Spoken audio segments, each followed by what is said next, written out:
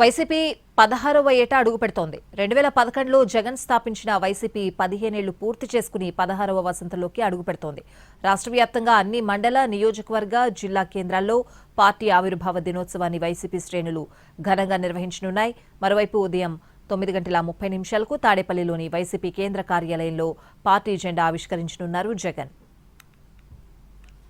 ఆంధ్రప్రదేశ్ అభివృద్ధి కోసం వైసీపీ పనిచేస్తోందన్నారు ఆ పార్టీ నేత పెద్దిరెడ్డి రామచంద్రారెడ్డి. పార్టీ 16వ వార్షికోత్సవం సందర్భంగా తిరుపతి జిల్లా పొంగనూరులో జెండా ఆవిష్కరించిన ఆయన అధికారంలో ఉన్నా లేకపోయినా ప్రజల సంక్షేమం కోసం పాటుపడుతున్నామని తెలిపారు.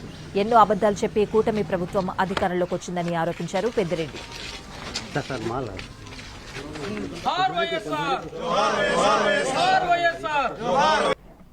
వైఎస్ఆర్ కాంగ్రెస్ పార్టీ ఆవిర్భావ దినోత్సవాన్ని జరుపుకుంటా ఉంది. ఇప్పటికే 2011లో ప్రారంభించి 15 సంవత్సరాలు పూర్తి చేసుకొని ఈరోజు 16వ సంవత్సరంలోకి ప్రవేశిస్తూ ఉంది. ఈ 15 సంవత్సరాలు కూడా అధికారం ఉండినా లేకపోయినా ప్రజల కోసం, ఈ రాష్ట్ర అభివృద్ధి కోసం వైఎస్ఆర్ కాంగ్రెస్ పార్టీ పాటుపడింది. మా నాయకుడు జగన్మోహన్ రెడ్డి గారి ఆధ్వర్యంలో.